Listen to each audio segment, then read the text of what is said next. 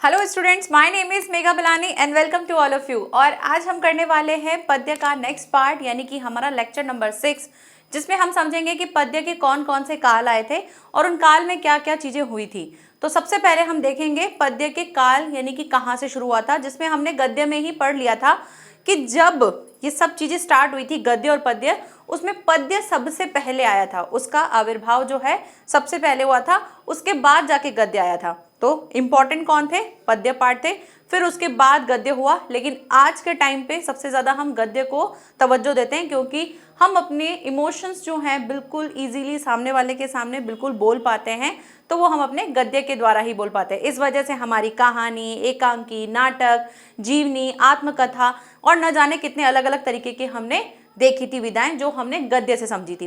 तो पद्य में आज हम क्या पढ़ने वाले हैं? पद्य में हम पढ़ने वाले हैं सबसे पहले पद्य का इतिहास, और उस इतिहास में कौन कौन से काल हुए थे उन काल को देखेंगे, उनकी प्रवृत्तियां देखेंगे, उस काल में कौन कौन से कवि थे। अब लेखक नहीं, कवि की बात हो रही है, क्योंकि पद्य जो लिखा जाता है वो कौन लिखते हैं? हमारे कवि लिखते हैं। तो उसको समझेंगे, साथ ही साथ उन चीज़ों में क्या क्या चीज़ें आई थी, क्या क्या बनता गया था, क्या आगे प्रोसेस चलता रहा, उस सबको समझना स्टार्ट करते हैं। तो सबसे पहले हिंदी पद्य साहित्य का इतिहास अगर हम देखें तो हिंदी साहित्य का आविर्भाव जो है सर्वप्रथम कहाँ दिखता है? हमें पद्य से दिखता है, और ये हमने पहले भी देख रखा है। विद्वानों ने हिंदी पद्य के इतिहास को युग की विशेष प्रवृत्तियों के आधार पर कितने भागों में बांटा है? कुल 4 कालों में बांटा है। और उन 4 काल में कौन कौन से काल है? पहला है हमारा आदिकाल, ठीक है, आदिकाल यानी कि पुराने टाइम से कुछ चलता आ रहा था। दूसरा आया हमारा भक्ति काल, जिसमें भक्ति भावना के बारे में बताया गया, कौन कौन सी भक्ति थी वो बात करेंगे। तीसरा आया हमारा कौन सा? रीति काल। रीति काल यानी कि अब आ गया था उसके अंदर श्रृंगार रस। श्रृंगार रस यानी कि अब उसमें आ गया था लव, प्रेम, ठीक है, इस तरह की चीजें आना शुरू हो गई थी। और लास्ट 4th आ गया था हमारा कौन सा? जो कि है अभी आधुनिक काल, ठीक है। अब ये आधुनिक काल जो यानी अभी भी जो चल ही रहा है उसके लिए कहा जा रहा है। तो इस तरह से कुछ कुछ चीजें स्टार्ट हुई और ये 4 कालों में उनको विभाजित किया गया।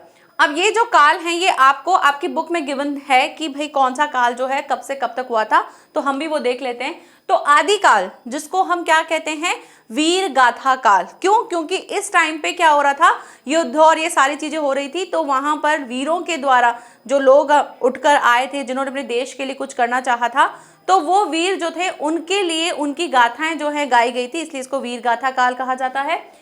ये कब शुरू हुआ था? ये 800 विक्रमी संवत से लेके 1400 विक्रम संवत तक रहा। अब इसको अगर हम सन में कन्वर्ट करें तो सन है 743 ईस्वी से 1343 ईस्वी में। अगर आप इसको और कन्वर्ट करना चाहते हो तो ये शताब्दियों में भी आप कर सकते हो। तो ये 8वीं शताब्दी से 14वीं शताब्दी तक ये सारी चीजें चली थी, ठीक है। तो पहला था वीरगाथा काल, जिसको हम आदिकाल भी कहते हैं। तो ये था 800 विक्रमी संवत से, या आप ईयर भी याद रख सकते हो, वो ज्यादा बेटर है, 743 से 1343 तक। नेक्स्ट आया था पूर्व मध्य काल, या जिसको हम कहते हैं रीतिकाल। रीतिकाल से ज्यादा बोला जाता है, पूर्व मध्य काल भी बोल सकते हो आप इसको। ये हुआ था 1400 विक्रमी संवत से 1700 विक्रमी संवत, यानी कि 1343 ईस्वी से 1643। तो ये ज्यादा बेटर रहेगा आपको लर्न रखना, तो जिससे आप भूलोगे नहीं। तो ये था 743 से 1343, फिर 1343 से 1643। नेक्स्ट आया था रीतिकाल, यानी कि उत्तर मध्य काल। पूर्व मध्य काल, फिर आ गया था उत्तर मध्य काल, जिसको हम रीतिकाल कहते हैं। ये था 1700 विक्रमी संवत से 1900 विक्रमी संवत, यानी कि सन 1643 से 1843 तक, ठीक है, 1643 से 1843 तक का ये टाइम रहा था। उसके बाद जो था वो था हमारा आधुनिक काल, जो था कब से? 1900 विक्रम संवत से लेके अब तक, यानी कि अब तक जो चीजें लिखी जा रही हैं, यानी कि अब की जो कविताएं लिखी जा रही हैं, अब जितनी भी चीजें हो रही हैं वो हम आज के आधुनिक काल में लेते हैं। और ये कब से है? सन 1843 से लेके आज तक। आज तक जो भी चल रहा है वो हमारा कौन सा काल चल रहा है? आधुनिक काल चल रहा है। क्लियर? तो ये सारे काल शुरू हुए थे, और इन कालों में भी कुछ कुछ चीजें स्टार्ट हो गई थी कि अच्छा इस काल में ये शाखाएं आई थी, इस काल में ये हुआ था, इस काल में इसकी भक्ति की गई थी, इसकी भावना की गई थी। तो उस तरह से आपको एक चार्ट गिवन है, वो चार्ट है आपका कुछ इस तरह से। थोड़ा सा फॉन्ट छोटा लग रहा हो क्योंकि बड़ा लिखती तो सब कुछ इधर उधर हो जाता। तो हिंदी पद्य साहित्य के यहाँ पे किया जाएगा, ठीक है, कि विभिन्न कालों से संबंधित कुछ शाखाएं हैं कि कौन कौन सी शाखाएं आई थी, तो वो देख लेते हैं। सबसे पहले आपके 4 काल हैं, आदिकाल, भक्तिकाल, रीतिकाल और आधुनिक काल। तो आदिकाल में कोई शाखा नहीं थी। भक्ति काल में आपकी 2 शाखाएं आई थी, कौन कौन सी, एक तो थी निर्गुण और दूसरी थी सगुण। निर्गुण भक्ति धारा और सगुण भक्ति धारा, समझेंगे इसको क्या होता है। रीतिकाल में भी 2 आई थी, कौन कौन सी, एक तो थी रीतिबद्ध और दूसरी थी रीति मुक्त काव्य। क्लियर। नेक्स्ट, इस निर्गुण और सगुण में भी क्या हुए थे, 2 अलग अलग इनकी उप शाखाएं आई थी। वो कौन कौन सी थी, एक थी ज्ञान मार्गी, दूसरी थी प्रेम मार्गी, यानी एक में आपको ज्ञान से रिलेटेड मिल रहा था और एक में प्रेम से रिलेटेड कुछ कुछ था। ऐसे ही सगुण भक्ति धारा में भी 2 शाखाएं आई थी, यानी कि ये तो शाखाएं थी, इनकी उप शाखाएं आई थी। वो थी राम भक्ति धारा, यानी कि इसमें राम की भक्ति बताई गई थी, और नेक्स्ट था कृष्ण भक्ति, जिसमें कृष्ण के बारे में बताया गया था। तो अब राम और कृष्ण से भी रिलेटेड आपको काफी चीजें समझने को मिलेंगी कि राम जी के बारे में किसने लिखा था, क्या क्या बताया गया था, किस किस में क्या क्या चीजें थी, तो वो सारी चीजें दिखेंगी। नेक्स्ट, इसके बाद आता है ये जो आधुनिक काल है, इसको फिर अलग अलग युग में बताया गया था, क्योंकि आधुनिक काल से क्या हो गया था, हमको भारतेंदु द्विवेदी, हमारा छायावादी युग, छायावादातर युग, जिसको हम प्रगतिवादी युग भी कहते हैं, इस तरह से आगे का नए नए युग शुरू हो गए जो आज तक भी चल रहे हैं। यानी ये जो नई कविता का युग है ये हमारे आज तक के टाइम के लिए चल रहा है। तो इस तरह से हम इन सारी चीजों को समझेंगे। तो ये एक फ्लो चार्ट है जिससे आप इजीली समझ पाओगे कि हम क्या क्या पढ़ने वाले हैं। अब ऐसा भी हो सकता है कि भक्ति धारा के बारे में या भक्ति काल के बारे में आपसे पूछा जाए कि इसकी कौन कौन सी शाखाएं थी। तो शाखाएं 2 थी, निर्गुण और सगुण। फिर इनकी भी उपशाखाएं थी, तो निर्गुण की थी ज्ञान मार्गी और प्रेम मार्गी, और सगुण की थी कृष्ण भक्ति और राम भक्ति। क्लियर। आगे बढ़ते हैं और समझना शुरू करते हैं सबसे पहले हमारे आदिकाल को। आदिकाल कब से शुरू हुआ था, सन 743 से 1343 ईस्वी तक। ठीक है, टाइम पूछा जा सकता है। वैसे आपके कोर्स में जो लास्ट अगर आप सिलेबस देखें तो वहां से सिर्फ 2 ही हमको काल पूछे जाते हैं, लेकिन हम सारे ही पढ़ेंगे ताकि अगर कोर्स में आगे वेरिएशंस हो तो हमें दिक्कत नहीं हो, हमारा पूरा पढ़ा हुआ हो। ठीक है, बाकी आपके जब एग्जाम्स में जब आपका सिलेबस आ जाएगा तो उसके अकॉर्डिंग आप अपने काल देख लेना कि हमें कौन सा पढ़ना है या सारे ही पढ़ने हैं। वो तो डिडक्ट हुआ था 30%, तब उसके अकॉर्डिंग ये था। बाकी कितना है क्या है वो जब न्यू सिलेबस आएगा तब उसके अकॉर्डिंग आप देख लेना, लेकिन हम पढ़ेंगे सब कुछ जब तक सिलेबस नहीं आता। तो आदिकाल में क्या हुआ था, हिंदी के प्रथम उत्थान काल को, मतलब पहला जो काल आया था, पहला जो उठाव आया था, उसको हम कहते हैं वीर गाथा काल या फिर चारण काल आदि के नाम से जानते हैं। ऐसा क्वेश्चन पूछा जा सकता है कि हम आदिकाल को और किन किन नामों से जानते हैं या आदिकालों को और किन किन नाम से उनको संबोधित किया जाता है। तो वो 2 थे, एक तो वीर गाथा काल और दूसरा है चारण काल। उस समय देश के अनेक छोटे छोटे राज्यों में बंट चुका था, मतलब जो देश था वो छोटे छोटे राज्यों में बंट चुका था, क्योंकि उस टाइम पर लड़ाई और ये सारी चीजें चल रही थी, तो छोटे छोटे राज्यों में बंट चुका था। इन राज्यों के राजपूत राजा जो थे वो आपस में लड़ते रहते थे, यानी उस टाइम पे जो राजा लोग थे उन्होंने छोटे छोटे राज्य बना लिए थे, सब लोग आपस में लड़ते रहते थे। कोई तो नशे वशे करके पड़ा रहता था, किसी को अपने राजपाट की कोई सुध नहीं होती थी, मतलब सब लोग जो हैं अपने में रहते थे, और उस वजह से क्या हो गया था, सारी चीजें जो हैं वो बहुत अस्त व्यस्त हो गई थी। तो स्वभाव से ये क्या थे, वीर थे, क्योंकि ये लड़ते थे, अपने हक के लिए लड़ते थे। छोटे छोटे राज्यों में आपस में बटे होते थे, सब लोग एक दूसरे के राज्य पे अपना कब्जा करना चाहते थे, तो उसके लिए ये युद्ध करते थे। तो एक चीज तो थी कि ये वीर थे, साहसी भी थे, बिल्कुल डर नहीं लगता था, छोटी सेना हो कम सैनिक हो लेकिन फिर भी ये लड़ लेते थे, तो साहसी भी थे। साथ ही क्या थे, विलास प्रिय थे, यानी कि हमेशा मदिरा पान ये सारी चीजें करके रखना, अपने में ही खोए रहना, अपनी चीज की किसी की सुध-बुध नहीं लेना, इस तरह के भी हो गए थे। यानी कुछ तो अच्छे थे राजा, कुछ लोग तो अपना पूरा देखते थे कि हमको ये राज्य पे कब्जा करना है, हमको ये चीज करनी है, लेकिन कुछ ऐसे थे जो सिर्फ और सिर्फ आनंद में रहते थे, उनको कोई मतलब नहीं होता था, उनका लुट रहा है तो लुट रहा है, बस सारा टाइम वो ऐशो आराम करते थे, नाच गाना देखते थे, उसी में खोए रहते थे। तो इस तरह से आदिकाल की शुरुआत हो चुकी थी। अब आदिकाल में दूसरी चीज क्या आई थी, यहाँ पर एक सबसे महत्वपूर्ण जो काव्य है, जो खंड है वो हुआ था, वो था कौन सा, वीर गीत काव्यों में सर्वाधिक प्रसिद्ध और लोकप्रिय काव्य जो था वो था हमारा आलाह खंड। ठीक है, ये बहुत इंपॉर्टेंट है, पूछा जा सकता है।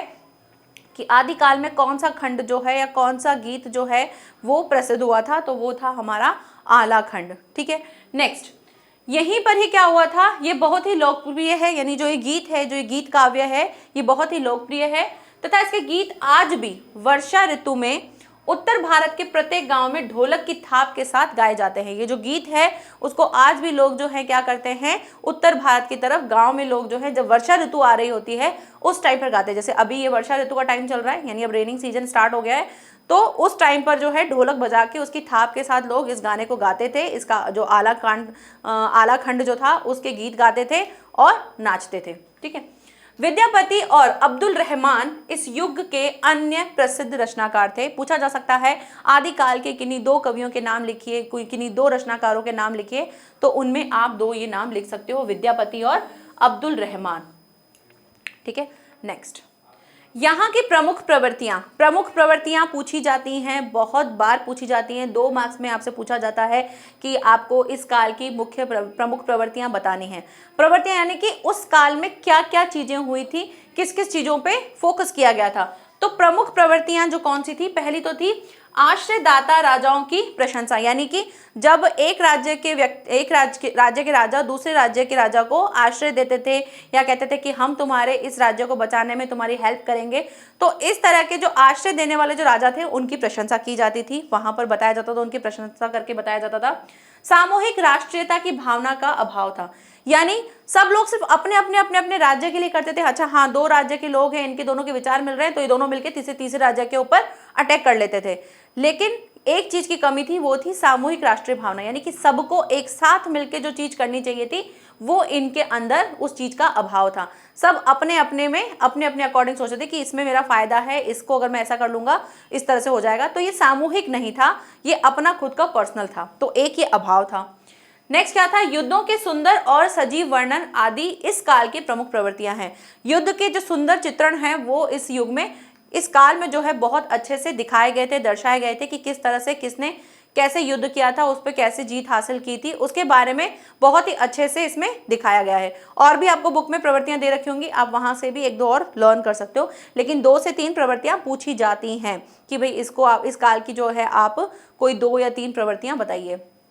ठीक है, तो ये था हमारा कौन सा, आदिकाल। तो आदिकाल में क्या था भाई, जो हमारे जो देश के जो छोटे छोटे राज्य थे वो आपस में लड़ते रहते थे, और इस तरह से कुछ नई चीजें आई थी जिसमें कौन थे, आला काव्य जो है, आला खंड जो है वो उद्दित हुआ था। और इसी के अंदर 2 रचनाकार जो हैं वो आपको ध्यान रखने हैं, एक तो हमारे विद्यापति, दूसरे थे अब्दुल रहमान। यहाँ की मुख्य प्रवृत्तियां जो है, प्रमुख प्रवृत्तियां, वो भी आप बता सकते हो कि एक तो आश्रयदाता जो राजा हैं उनकी प्रशंसा की जाती थी, दूसरा जो है युद्ध का बहुत ही अच्छा सुंदर चित्रण किया गया था, लेकिन राष्ट्रीयता की जो भावना थी, सामूहिक राष्ट्रीयता की भावना जो थी वो उसकी कमी थी, उसका अभाव था। क्लियर, आगे बढ़ते हैं। नेक्स्ट देखते हैं हमारा आदिकाल के बाद कौन सा काल आया था, वो था हमारा भक्ति काल। भक्ति काल यानी कि जब भक्ति शुरू हो चुकी थी। इससे पहले क्या हो रहा था, इससे पहले जो राज्य थे वो आपस में बटे हुए थे, सब लोग आपस में लड़ाइयाँ करते रहते थे, लेकिन उस समय के बाद से क्या स्टार्ट हो गई, भक्ति की भावना लोगों में शुरू हो गई, लोग भक्ति की तरफ अपना ध्यान आकर्षित करने लगे। और ये टाइमिंग क्या था, ये था हमारा 1343 से 1643 ईस्वी। क्या है ये, 14वीं शताब्दी के उत्तरार्ध में इस भक्ति भावना ने हिंदी काव्य को विशेष रूप से प्रभावित किया। 14वीं शताब्दी, कौन सी शताब्दी से, 14th। ठीक है, 14वीं शताब्दी से ये चीज शुरू हो चुकी थी और कहां तक चली थी, ये 17वीं शताब्दी तक चल रही थी। यानी देखो आप कि जब गद्य के टाइम था तो गद्य में क्या कहा गया था, 19वीं शताब्दी के बाद जो है वो फ्लो आना स्टार्ट हो गया था, मतलब 19वीं शताब्दी से गद्य को हम मानते, लेकिन उससे पहले सारी चीजें यानी कि आदिकाल और आदिकाल के बाद जो हमारा भक्ति काल है वो भी क्या था, गद्य से पहले शुरू हो चुका था, यानी इससे पहले गद्य नहीं था। तो आप अगर नोट करोगे तो आपको जितने भी दोहे और जितने भी आपको जो बालकांड की जो सारी चीजें हैं, रामचरितमानस है, ये सब चीजें आपको किस में मिलेंगी, पद्य में मिलेंगी, ये आपको गद्य में नहीं देखने को मिलेंगी। हाँ, उसका आज के टाइम पे जो हम ट्रांसलेशन करके जो दूसरा वर्जन हम देखते हैं वो दिखता है, लेकिन हमको बुक में जो दिखता है, जो आपको बुक में गिवन होता है, वो हमको यही सारी चीजें गिवन होती हैं। तो भक्ति काल 19वीं शताब्दी के उत्तरार्ध में, मतलब स्टार्टिंग से ही जो है इस भक्ति भावना का जो क्या स्टार्ट हो गया था हिंदी काव्य के अंदर, मतलब लोग भक्ति भावना की तरफ आकर्षित होने लगे थे। इस काल में भक्ति की कई शाखाओं का विकास हुआ था, बहुत सारी शाखाएं जो थी यहाँ पर उद्दित हुई थी, बहुत सारी अलग अलग हुई थी, लेकिन उनमें जो है 2 शाखाएं सबसे ज्यादा इंपॉर्टेंट थी। और वो कौन सी थी? पहली थी हमारी निर्गुण शाखा और दूसरी थी सगुण शाखा। तो इस काल के काव्य को 2 शाखाओं में विभाजित किया गया, निर्गुण और सगुण। कैसे? अब इनकी भी निर्गुण में भी क्या हुए थे? 2 थी। तो प्रथम यानी कि निर्गुण की कौन कौन सी थी? एक तो थी ज्ञानाश्रयी, दूसरी थी प्रेमाश्रयी। और सगुण की थी कौन कौन सी? द्वितीय यानी कि सगुण की कौन कौन सी थी? रामाश्रयी और कृष्णाश्रयी। तो ये प्रेमाश्रयी, ज्ञानाश्रयी यानी इसमें ज्ञान के बारे में और प्रेम के बारे में बताया गया था, और द्वितीय वाले में राम जी के बारे में और कृष्ण जी के बारे में बताया गया था।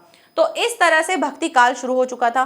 तो भक्ति काल में सबसे इंपॉर्टेंट जो है वो क्या है, हम देखते हैं पहले निर्गुण शाखा कि निर्गुण शाखा में क्या क्या चीजें हुई थी, फिर सगुण शाखा में देखेंगे उसमें क्या क्या हुई थी। निर्गुण में ज्ञानाश्रयी और प्रेमाश्रयी में क्या हुआ था, सगुण में रामाश्रयी और कृष्णाश्रयी में क्या हुआ था। ठीक है, तो सबसे पहले निर्गुण भक्ति शाखा। निर्गुण यानी कि जिसमें किसके बारे में बता रहे हैं कि कोई भी चीज किस तरह से हम अर्जित करते हैं, कैसे हमने उनकी तरफ हमारा ज्ञान के रूप में या फिर प्रेम के रूप में उसे लिया। इसमें ब्रह्म यानी कि ईश्वर के बारे में क्या बता रहा है, ईश्वर के निराकार स्वरूप की उपासना विधि अपनाई गई। इसकी ज्ञानाश्रयी शाखा के प्रमुख कवि जो हैं, किनको माना जाता है? कबीर दास हैं। कबीर दास जी को सबसे ज्यादा इंपॉर्टेंट माना जाता है किसके लिए? ज्ञानाश्रयी यानी कि ज्ञान के बारे में बताने के लिए, ज्ञान की शाखा के बारे में, ज्ञान के बारे में बताने के लिए सबसे ज्यादा इंपॉर्टेंट किनको बताया गया है? कबीर दास जी को। तो ये बहुत इंपॉर्टेंट है, पूछा जा सकता है कि ज्ञानाश्रयी के सबसे प्रमुख कवि किनको बोला जाता है, तो वो है हमारे कबीर दास जी। अन्य प्रसिद्ध कवियों में भी और हैं, कौन कौन है वो है? संत रैदास यानी कि रविदास जिनको कहा जाता है, नानक, दादू, मलुकदास, धर्मदास और सुंदरदास, ये भी बहुत प्रमुख हैं, लेकिन सबसे ज्यादा जो है वो कबीरदास थे। तो इनमें से आप 2-3 नाम और भी याद रख लेना कि कौन कौन थे।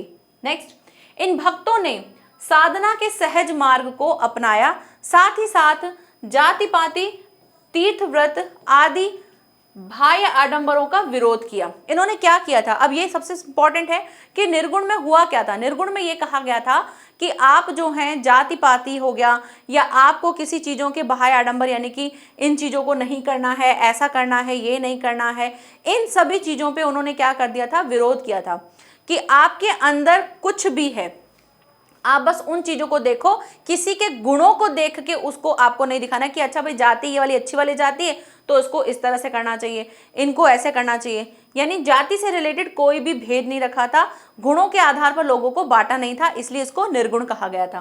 तीर्थ व्रत यानी कि तीर्थ करने से, व्रत करने से आपको ये फल मिलेगा, ये चीजें मिलेगी, इन सभी चीजों का इन्होंने विरोध किया था। तो ये किसके लिए था? निर्गुण के लिए था। इन भक्तों ने साधना के सहज मार्ग को अपनाया था। साधना का सहज मार्ग यानी कि सीधा मार्ग। आपको अगर किसी भगवान को ध्याना है तो कौन भगवान कहता है कि भाई व्रत रखो? कहते हैं क्या कि तीर्थ यात्रा पे जाओ? वो हम सिर्फ अपने लिए करते हैं क्योंकि हमको घूमना अच्छा लगता है, हमको नई नई चीजें एक्सप्लोर करना अच्छा लगता है। बाकी ऐसा कहीं भी नहीं लिखा होता है कि नहीं आप इधर जाओगे तो आपको ये मिल जाएगा, नहीं मिलता है ना। वो हमको अगर हमारी किस्मत में होता है हमको मिल जाता है, बस उसके लिए हमको परिश्रम भी करना चाहिए, किस्मत के भरोसे भी नहीं रहना चाहिए, परिश्रम भी करना चाहिए। तो वो चीजें, लेकिन भगवान या कोई ऐसा आके कहेगा नहीं कि तुम इधर जाओगे तो तुम्हारा ये काम हो जाएगा, ये नहीं होगा। ये हम अपनी मर्जी से कहीं जाते हैं कि हाँ हमको अच्छा लगता है इसलिए जाते हैं। तो यहाँ पर भी इन्होंने यही विरोध किया था कि तीर्थ व्रत और ये बाकी की बाहर की जो चीजें हैं उन सभी के आधार पर इन्होंने इनको विरोध किया था कि ऐसा नहीं होता है कि आप इसकी वजह से जो है अपने अंदर ज्ञान ले आओगे, अपने अंदर आपको सारी चीजें ज्ञान मिल जाएगा। तो ये इन्होंने पूरी तरीके से मना किया था इन चीजों के लिए। तो इसीलिए इनको ज्ञानाश्रयी कहा जाता है कि ज्ञान अपनी बुद्धि चला के करो कि क्या चीज सही है, क्या चीज गलत है, उसके आधार पर। नेक्स्ट, अब इसमें ही दूसरी शाखा थी, वो कौन सी थी? प्रेमाश्रयी यानी कि प्रेम के बारे में। तो निर्गुण शाखा की दूसरी उपशाखा, इनको उपशाखा बोलते, राइट। शाखा कौन सी थी? निर्गुण और सगुण, और इनकी भी उपशाखाएं थी, तो इनको हम उपशाखा बोलेंगे। क्या थी? प्रेमाश्रयी के नाम से प्रसिद्ध हुई। इससे पल्लवित करने का श्रेय जो है वो किसको दिया जाता है? सूफी मुसलमान कवियों को है। ठीक है, मोस्ट इंपॉर्टेंट, जैसे वहां पर कबीरदास जी को सबसे ज्यादा इंपॉर्टेंट कहा जाता है, यहाँ पे सूफी मुसलमान के जो कवि हैं उनको कहा जाता है। इन कवियों ने लोक प्रचलित हिंदू राजकुमारों तथा राजकुमारियों की प्रेम गाथाओं को फारसी की मसनवी शैली के माध्यम से अत्यंत जो अति आकर्षक ढंग से उसको प्रस्तुत किया था। इनकी कविताएं दोहा और चौपाई छंदों में है। तो मुसलमान कवियों ने क्या किया था, मुसलमान कवियों ने जो राजा की जो राजकुमार और राजकुमारियां थी उनकी लव स्टोरी, उनकी प्रेम गाथाएं जो हैं उनको फारसी भाषा के मसनवी शैली में बताया था और बहुत ही आकर्षक ढंग से उसको प्रस्तुत किया था। तो यहाँ पे क्या आ गया भाई, प्रेम के बारे में आया। उसमें इससे पहले जो था वहां पर क्या था, ज्ञान के रूप में था कि भाई जाति पाति तीर्थ व्रत और भाई आडंबर जो हैं उन सभी का उन्होंने विरोध किया था, तो वहां से ज्ञान था। यहाँ पे उन्होंने प्रेम के बारे में, अब पूछा जा सकता है कि प्रेमाश्रयी उपशाखा में क्या बताया गया था, तो आप बता सकते हैं सूफी मुसलमान कवियों ने यहाँ पर राजा के राजकुमार और राजकुमारियों के बारे में क्या बताया था, उनकी प्रेम गाथाओं के बारे में बताया था। ठीक है, उसके बाद अगर याद रह सकता है तो ये मसनवी भी आप लिख सकते हो। इनकी क्या थी, जो ये कविताएं थी ये कैसी थी, दोहा और चौपाई छंदों में थी। छंद हमने पढ़े थे, तो दोहा और चौपाई की तरह ये लिखे जाते थे। तो यहाँ पे आपको लिखने का तरीका भी पता चला भाई इन्होंने किस किस तरीके से लिखा था। नेक्स्ट, उसके बाद आता है इस शाखा के सर्वश्रेष्ठ जो कवि हैं वो उनको किसको मानते हैं, मलिक मोहम्मद जायसी हैं। ठीक है, सबसे श्रेष्ठ कवि, जैसे सबसे श्रेष्ठ कवि वहां पर कौन थे, ज्ञानाश्रय में कबीरदास जी थे, यहाँ पर कौन थे, मलिक मोहम्मद जायसी थे। इन्होंने क्या किया था, जिन्होंने क्या किया था, पद्मावत जो आपने मूवी देखी भी होगी, रानी पद्मावती, उनके बारे में, उनकी लव स्टोरी के बारे में बताया था, जो कि हिंदी साहित्य का एक अनमोल ग्रंथ है। अब इसको इन्होंने कैसे बताया था, इन्होंने आख्यान काव्य की तरह बताया था। आख्यान काव्य याद आया, हमने लास्ट लेक्चर में हमने पढ़ा था कि आख्यान कैसे होते हैं, जिसमें आप ना तो गद्य होता है ना ही आपका पद्य जैसा होता है, ये बीच का होता है। जैसे हम झांसी की रानी वाला जो हम पढ़ते हैं चैप्टर, कि जिसमें आप लगता भी है कि वो बोल भी रहे हैं और बोलने के साथ साथ ऐसा भी लग रहा है कि वो गा भी रहे हैं। यानी गद्य का पार्ट होता है, किसी की फीलिंग्स होती है जिसको हम बोल रहे हैं, बट उसके साथ साथ हम क्या बोल रहे थे, उसको लय के साथ बोलते हैं। तो ये होता है हमारा आख्यान काव्य। तो ये था पद्मावत, जिसको किन्होंने बताया था, मलिक मोहम्मद जायसी ने दिखाया था कि किस तरह से एक राजा के राजकुमार और राजकुमार के बीच में हम क्या दिखा रहे हैं, प्रेम दिखा रहे हैं। क्लियर। नेक्स्ट आगे आता है सगुण भक्ति। सगुण भक्ति, पहले था निर्गुण भक्ति, उसमें हमने 2 पढ़े थे, अब आता है सगुण भक्ति। मैं बार बार इसलिए रिपीट करती हूँ ताकि आपके माइंड में एक पिक्चर बनती जाए, भाई हाँ पहले आदि काल आया, फिर उसके बाद भक्ति काल आया, भक्ति काल में हमने निर्गुण देखा, निर्गुण में हमने 2 शाखाएं देखी, अब हम देख रहे हैं कौन सा, हमारा सगुण। अब सगुण की भी क्या होंगी, 2 उपशाखाएं होंगी। तो सगुण में क्या था, 11वीं शताब्दी, ठीक है, 11वीं शताब्दी में स्वामी रामानुजाचार्य भक्ति के क्षेत्र में अवतार भावना को प्रतिष्ठित कर चुके थे। अवतार यानी कि भगवान लोग अवतार लेते हैं, ये अवतार होना स्टार्ट हो गया था कि भाई भगवान जो हैं अवतार लेना शुरू कर देते, मतलब मनुष्य के रूप में अवतार लेते। तो ये सारी चीजें उन्होंने बताना शुरू कर दी थी। तो कौन थे वो, रामानुजाचार्य जी थे, जिन्होंने ये सारी चीजें बताई थी। उन्हीं के शिष्य परंपरा में 15वीं शताब्दी में, 11वीं के बाद शिष्य परंपरा में 15वीं शताब्दी में स्वामी कौन, स्वामी रामानंद जी हुए, जिन्होंने जनता की चित्तवृत्तियों को समझने का सत्य प्रयास किया तथा जनता के बीच राम भक्ति का प्रचार किया। तो राम भक्ति का प्रचार किया किन्होंने किया, जो रामानुजाचार्य जी हैं उनके शिष्य थे। ठीक है, उनके शिष्य कौन थे, स्वामी रामानंद। उन्होंने जो है राम की भक्ति जो है उनके बारे में बताया था, और उन्होंने क्या किया था, जो जनता की चित्तवृत्तियां, जनता की जो सोच है वो किस तरह से सोचते हैं, उनको समझा और उनका क्या किया, सत्य प्रयास किया, और जनता के बीच में किनके बारे में बताया, राम भक्ति के बारे में बताया कि राम जी जो थे वो किस तरह थे, वो किस तरह अपने जीवन में चलते थे। तो लोगों के अंदर जो है, हमको आज भी अगर आप देखोगे तो हमारा जो नेचर जो है वो हमारा कंपेयर किया जाता है, भाई राम जी की तरह बनो, उनकी तरह सहनशील बनो, उनकी तरह ऐसा रहना चाहिए। तो वो हम क्यों बोलते हैं, क्योंकि वो हमारे जीवन, आज के मानव के लिए उनके चित्त, उनका जो मन है वो किस तरह से सोचते हैं, उसके लिए राम जी के बारे में उन्होंने बताया कि भाई राम जी कैसे थे। तो राम जी के बारे में, यानी कि राम की भक्ति यहाँ से शुरू हो चुकी थी। रामानंद जी की शिष्य परंपरा में गोस्वामी तुलसीदास जी हुए। अब रामानंद जी जब थे तो उनकी शिष्य परंपरा में कौन आए, गोस्वामी तुलसीदास जी आए, जिन्होंने क्या किया था, जिन्होंने दशरथ पुत्र, जो कौन है, हमारे राम जी हैं, मर्यादा पुरुषोत्तम, वो भी हम किसको कहते हैं, श्री राम जी को ही कहते हैं। श्री राम शक्तिशील सौंदर्य रूप रामचरितमानस महाकाव्य में प्रस्तुत किया। महाकाव्य, खंड काव्य हमने देखे थे, तो ये था महाकाव्य, कौन सा, रामचरितमानस, जिनको इन्होंने बताया था। तो किन्होंने थे, सबसे पहले रामानुजाचार्य जी थे, उनके शिष्य परंपरा में कौन आए थे? रामानंद जी आए थे। रामानंद जी के शिष्य परंपरा में कौन आए थे? गोस्वामी तुलसीदास जी आए थे, जिन्होंने किनके बारे में बताया? श्री राम जी की शक्तिशील सौंदर्य के बारे में बताया कि वो कितने शक्तिशाली थे, फिर भी कितनी शीलता के साथ, बिल्कुल संतुष्टि के साथ उन्होंने किस किस तरह से अपने जीवन में क्या क्या किया, उनके बारे में पूरा रामचरितमानस जो महाकाव्य था उसको प्रस्तुत किया था। ठीक है, अब आगे देखते हैं क्या क्या सीखने को मिला हमें वहां से। यह महाकाव्य किसमें था? ये महाकाव्य जो था वो अवधी भाषा में लिखा गया था। पूछा जा सकता है कि रामचरितमानस किस भाषा में है, तो वो था अवधी भाषा में। तथा इसमें जायसी द्वारा अपनाई गई दोहा चौपाई शैली का परिष्कृत साहित्यिक रूप भी मिलता है। जायसी जो अभी हमने पढ़ा था, तो जायसी के द्वारा जो दोहा और चौपाई जो उन्होंने यूज किए थे उनको भी इसमें दिखाया गया था। रामचरितमानस की कथा का मूल स्रोत जो है वाल्मीकि रामायण में मिलता है।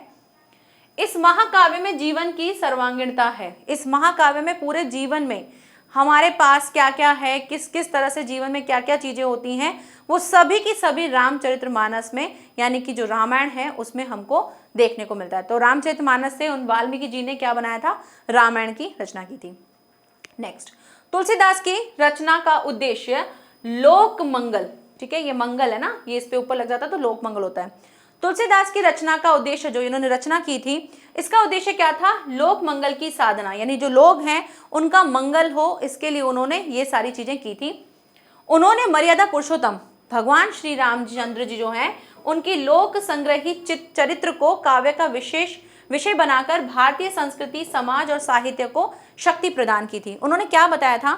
उन्होंने भगवान राम जी के बारे में दिखाया था कि किस तरह से उन्होंने अपने जीवन में क्या क्या चीजें की थी, उनका चरित्र कैसा था, वो किस तरह से सोचते थे, वो किस तरह कैसे कैसे किस किस सिचुएशन में अपने आप को संभाल के उस चीज़ों को करते थे। तो ये सारी चीज़ें उन्होंने बताई थी। तो ये उन्होंने समाज के लिए दिखाया था कि जो समाज के जो लोग हैं उनको भी इस तरह से करना चाहिए। तो उन्होंने क्या बताया था? श्री रामचंद्र के लोक संग्रही चरित्र को, यानी वो किस तरह से लोगों के साथ रहते हैं, किस तरह से क्या क्या चीजें करते हैं, उसके बारे में बताया, ताकि भारतीय संस्कृति जो है हमारी वो दिखे, समाज और साहित्य को भी क्या हुआ, उन्होंने शक्ति प्रदान की। तो आज के हमारे साहित्य में ये चीज भी गिनी जाती है, लोग पढ़ते हैं, फॉरेनर्स भी अगर आप देखोगे तो वो भी बिल्कुल पढ़ते हैं कि रामायण पढ़ते हैं, कोई लोग भगवत गीता जो पढ़ते हैं। तो ये क्यों पढ़ते हैं? क्योंकि हमारे साहित्य की ये देन है जो इन कवियों द्वारा ही दी गई थी। ठीक है, आगे बढ़ते हैं। नेक्स्ट आता है हमारा कौन सा? कृष्णाश्रयी शाखा। राम में राम के बारे में बताया गया था, कृष्ण के बारे में बताया गया था। सगुणोपासन की दूसरी शाखा जो है वो कौन सी है? कृष्णाश्रयी शाखा है। इसके अंतर्गत श्री कृष्ण के पूर्ण ब्रह्म यानी कि पूरे ईश्वर के रूप में जो उन्होंने प्रतिष्ठा बताई थी उसके बारे में बताया है। और इसका श्रेय जो है किसको दिया जाता है? वल्लभाचार्य जी को दिया जाता है। ठीक है, तो कृष्ण के बारे में बताया गया था, तो कृष्णमयी हो गया। क्या था इसके बारे में? कृष्ण के बारे में क्या बताया था? कृष्ण भक्ति शाखा के सर्वोत्कृष्ट कवि जो हैं वो किसको माना जाता है? सूरदास जी को माना जाता है ना। इसके बारे में हमारे बुक में भी दिया हुआ है। तो सूरदास जी को माना जाता है जिन्होंने कृष्ण लीला के मधुर पद गाकर प्रेम और संगीत की ऐसी मंदाकिनी बहाए कि जिसमें डुबकी लगाकर जनता का हृदय आनंद मग्न हो गया। सूरदास जी ने क्या बताया था? कृष्ण की प्रेम के बारे में बताया गया था कि किस तरह से उन्होंने क्या क्या किया था, गोकुल में वो कैसे बाकी चीज़ों के साथ करते थे। तो ये सारी चीज़ें हमको पढ़ के क्या होता था? आनंद आ जाता था कि हाँ यार कितना मस्त है। तो अब राम जी के बारे में बताया था, उनके चरित्र के बारे में बताया था। यहाँ पर उन्होंने लोगों को प्रेम और संगीत के द्वारा क्या दिखाया था? एक प्रेम की जो मंदाकिनी होती है, एक प्रेम का जो खुमार होता है उसके बारे में बताया, लोगों को प्रेम के बारे में बताया। तो आज भी अगर आप देखोगे तो अगर एग्जाम्पल दिया जाता है तो प्रेम के लिए किनको बताया जाता है? कृष्ण जी के लिए बताया जाता है। तो वो हमको यहीं से ही देखने को मिला है, क्योंकि हमने ये सारी चीज़ें पढ़ रखी है, हमारे बड़े बुजुर्गों ने ये चीज़ पढ़ रखी है, हमने भी पढ़ी रखी होगी अगर किसी ने शायद पढ़ी हो तो इस तरह से उन्होंने ये सारी चीज़ें देखी। नेक्स्ट, सूरदास कृत सूरसागर। ठीक है, सूरसागर जो है वो हिंदी साहित्य की अक्षय निधि है, मतलब सबसे ज्यादा इंपॉर्टेंट जो कहा जाए रचना है वो है सूरदास जी की। कौन सी? सूरसागर। और इसके बाद उन्होंने दो और रचनाएं की थी, वो थी साहित्य लहरी और सुरसारावली। तो क्वेश्चन बहुत बार आता है कि सूरदास जी की कोई 2 कृतियां 3 कृतियां बताइए, तो आप ये बता सकते हो। ठीक है, और सबसे प्रसिद्ध जो है वो सूरसागर है। क्लियर? नेक्स्ट, नेक्स्ट आता है हमारा रीतिकाल। रीतिकाल क्या था? रीति मतलब होता है श्रृंगार के बारे में। जब हम किसी चीज के साथ क्या करते हैं, एक प्रेम वाला जो पार्ट आना लग जाता है, वो होता है हमारा रीति। तो रीति में क्या था? सन 1643, ठीक है, 1643 से 1843 ईस्वी तक जो चला था वो था हमारा रीतिकाल। तो रीतिकाल में क्या हुआ था कि अब से पहले जो भक्ति था, तो भक्ति में हमने कृष्ण की भक्ति देखी थी और राम की भक्ति देखी थी। लेकिन रीतिकाल में क्या हुआ था? रीतिकाल में जो कृष्ण की भक्ति है, अब वो कृष्ण की भक्ति के साथ साथ उनके प्रेम के बारे में भी लोगों ने समझना शुरू कर दिया था कि प्रेम क्या होता है, किस तरह से किस चीज को बताते हैं, उनके बारे में शुरू हुआ था। तो इसलिए इसको रीतिकाल बोलते हैं। रीतिकाल जो है काव्य शास्त्र में रीति का अर्थ, रीति का मतलब क्या होता है वो समझो। काव्य शास्त्र में के विभिन्न अंग, जब आप किसी भी चीज में क्या डाल दें, रस डाल दें, यानी आनंद डाल दें। कैसा रस है? करुण है, विनोद है, ठीक है, हास्य है, आश्चर्य है, कैसा रस है। अगर वो रस आपको पता चल जाता है तो पहली चीज रस, फिर ध्वनि, आप उसे किस तरह से गा के बोल रहे हो, अलंकार, उसके गुण दोष, नायक नायिका के भेद, यानी नायक नायिका के बारे में अगर आप कुछ बता रहे हो, वो इस टाइप के जो विवेचन दिखाई देते हैं। जिस ग्रंथ में काव्य के इन अंगों और उपांगों का निरूपण किया जाता है उसे हम रीति ग्रंथ कहते हैं। मतलब रीति ग्रंथ क्या होता है? जब आप किसी भी काव्य शास्त्र में अगर आप उसमें रस डाल रहे हो, ठीक है, रस के साथ आप उसमें क्या डाल रहे हो? आप उसमें अलंकार डाल रहे हो, आप उसमें नायिका और नायक के कुछ गुण और दोष डाल रहे हो। जब इस तरह से अगर आप किसी चीजों को दिखाते हो तो वो कैसा ग्रंथ होता है? रीति ग्रंथ होता है, जिसमें हम क्या बताते हैं, इसके अंगों और उपांगों का। अंगों मतलब तो जो हमारे पार्ट्स होते हैं, उपांगों अगर आपने साइंस में पढ़ा होगा तो जो चीज हमारे शरीर के साथ निकली हुई होती है एक्स्ट्रा में, उनको हम उपांग बोलते हैं। जैसे सर जो है हमारा एक अंग है ना, हाथ हमारा एक अंग है। लेकिन इस फेस में अगर आप देखोगे तो आपको जैसे आंखें हो गया, आपके आईब्राउज हो गए, आपके पलकें हो गई, ये सब क्या है? ये हमारे अंग के बाहर से निकलती हुई हैं। तो ये हमारे क्या कहलाते हैं? उपांग कहलाते हैं। तो अंगों और उपांगों का जो भी जितनी भी चीजें थी, यानी कि एक काव्य में अगर आप किसी के बारे में बता तो उसके प्रेम के बारे में, उसके विरह के बारे में, ये सब चीजें अगर आप बताते हो तो वो होता है हमारा रीतिकाल में। नेक्स्ट, इसे इसलिए हम क्या कहते हैं? रीति ग्रंथ कहते हैं। पहले कृष्ण तथा राधा भक्ति के आलंबन में थे, वे अब श्रृंगार के आलंबन बन गए। पहले तो क्या था भाई? कृष्ण और राधा की भक्ति बताते थे कि भाई कृष्ण और राधा किस तरह से भक्ति के बारे में बताए। तो आलंबन मतलब होता है सहारा ना, किसी चीज को सहारा लेके बताते हैं। इसको हम अगर शुद्ध हिंदी में ना समझें, वैसे ही नॉर्मल समझें तो उसको सहारा बोलते हैं। तो पहले तो कृष्ण और राधा की भक्ति के बारे में बताते हैं, कहाँ पर? भक्ति काल में। लेकिन रीति काल में क्या बताया? इनके श्रृंगार। ये श्रृंगार थोड़ा सा कंप्यूटराइज नहीं लिख पा रहा था इसलिए नहीं हो पाया। इसको आप इस तरह से, यूं जो श्रृंगार हम लिखते हैं ये वो है, ठीक है। तो श्रृंगार के आलंबन बन गए थे, यानी कि अब जो है श्रृंगार का सहारा लिया गया था, उनके प्रेम के बारे में बताया गया था, तो इसलिए इसको रीतिकाल कहा। नेक्स्ट, कवियों का ध्यान साहित्य शास्त्र की ओर गया। अब इन्होंने क्या सोचा था कि अब कवि लोग सोच रहे थे कि अब हम इसको साहित्य की तरफ ले जाते हैं, और उन्होंने क्या किया? उसी के अंदर रस, अलंकार, छंद, नायक नायिका आदि के उदाहरण रूप में काव्य की रचना करना शुरू कर दिया। और इस प्रकार की रचनाओं को हम क्या कहते हैं? रीति ग्रंथ या फिर लक्षण ग्रंथ कहते हैं। नेक्स्ट, इस काल में ऐसी रीतिपरक रचनाएं अधिक हुई और इसी कारण इसको क्या कहा गया? रीतिकाल कहा गया। यानी इस टाइम पर बहुत सी चीजें जो हैं इस तरह की शुरू हो गई थी जिसमें आपको प्रेम के बारे में बताना था, तो इस टाइप के काल को इसलिए से इन्होंने क्या नाम दे दिया? रीतिकाल कह दिया। अन्य रीति अन्य दो रूपों में मिलते हैं। कौन से दो रूप हैं इनके? कौन कौन से? एक वे जो अलंकार पर आधारित हों, यानी एक तो अलंकारों के ऊपर थे, और दूसरे जो रस पर थे। कौन कौन से थे? देख लेते हैं। केशव भूषण और राजा यशवंत सिंह जो थे वो अलंकारवादी आचार्य थे, और दूसरे मतीराम देव और पद्माकर जो थे वो कौन थे? रसवादी थे। तो ये आपको नाम याद रखने हैं, और इनके बारे में अभी हम आगे रचनाएं भी देखेंगे कि इन्होंने कौन कौन सी रचनाएं की थी। तो ये कुछ अलंकारवादी और रसवादी थे। रसवादी कवियों ने क्या किया था? श्रृंगार रस के अंतर्गत नायक और नायिका की मनोदशा का विशद वर्णन किया था। उन्होंने क्या बताया था? श्रृंगार रस में नायक और नायिका जो है उनके बारे में बताया था कि किस तरह से एक नायक और एक नायिका है वो किस तरह एक प्रेम के बारे में करते हैं, किस तरह उनकी, जैसे अब उनकी रचनाओं में उनके सौंदर्य के बारे में बताया गया, उनके वो किस तरह मिलते थे उनके बारे में बताया गया, उनके आसपास के एटमॉस्फेयर के बारे में बताया गया। तो ये सारी चीज़ें जो हैं वो रसवादी में बताएगी, क्योंकि रसवादी जिसमें हमको रस देखने को मिला था उसमें हमको आनंद मिलता था, और अलंकृत में जिसमें सिर्फ अलंकृत किया गया था उनको आभूषणों के साथ, अलंकारों के साथ दिखाया गया था, जिनमें शब्दों को यूज करके बताया गया था। कुछ ऐसे भी कवि हुए जिनकी रचनाएं रीतिबद्ध नहीं है, मतलब जिसमें रीति नहीं थी, वो विदाउट रीति था। तो वो कौन थे?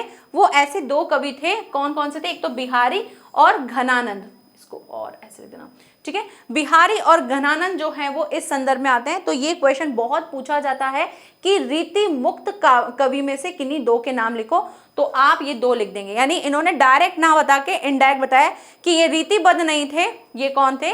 रीति मुक्त थे। तो रीति मुक्त में दो कवि थे, कौन कौन से? बिहारी और घनानंद, जो कि बहुत इंपॉर्टेंट थे। ये दो नाम आपको याद रखना है, मोस्ट इंपॉर्टेंट, ठीक है, क्वेश्चन आता है इससे रिलेटेड।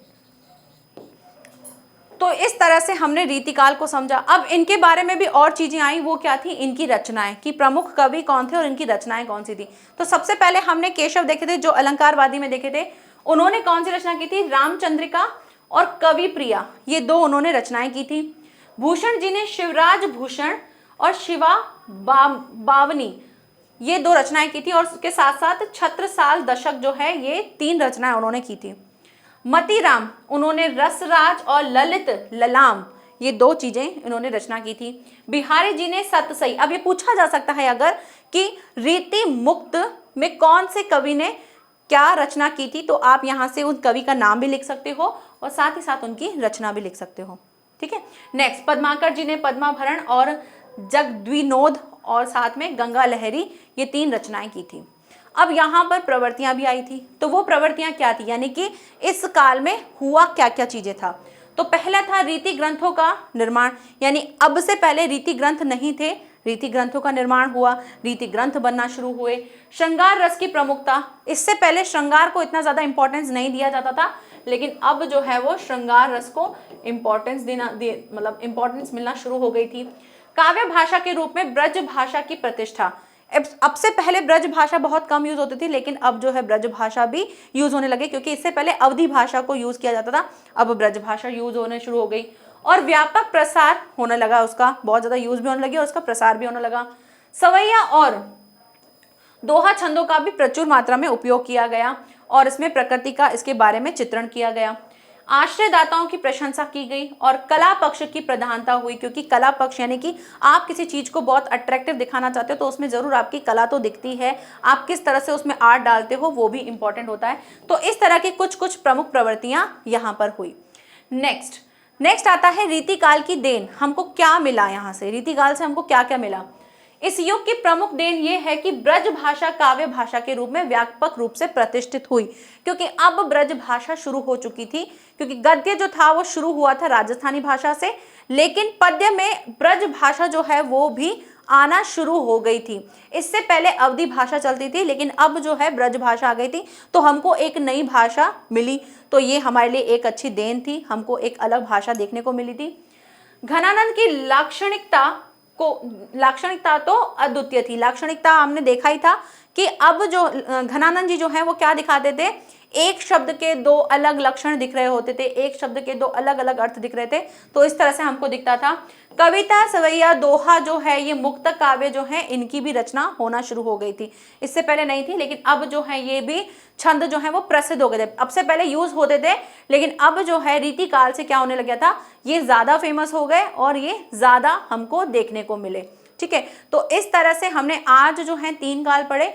आधुनिक काल हम नेक्स्ट लेक्चर में पढ़ेंगे, क्योंकि उसमें भी आपको अलग अलग युग मिलेंगे, फिर उसके भी आपको अलग अलग कवि मिलेंगे, उनकी रचनाएं मिलेंगी, तो बहुत ज़्यादा हो जाएगा। तो आज आपने 3 काल जो समझे उनको एक बार रिवाइज करना, उनको समझना किस किस तरह से क्वेश्चन आते हैं। अगर आपके पास लास्ट ईयर के पेपर हो तो वहाँ से देखो, आपकी बुक में भी क्वेश्चन दे रखे हैं, वो भी आप देखो कि हमको क्वेश्चन कैसे मिलेंगे और उन क्वेश्चन को हमको आंसर कैसे करना है, ठीक है। तो आज का लेक्चर आई होप आपको अच्छे से क्लियर हो गया होगा।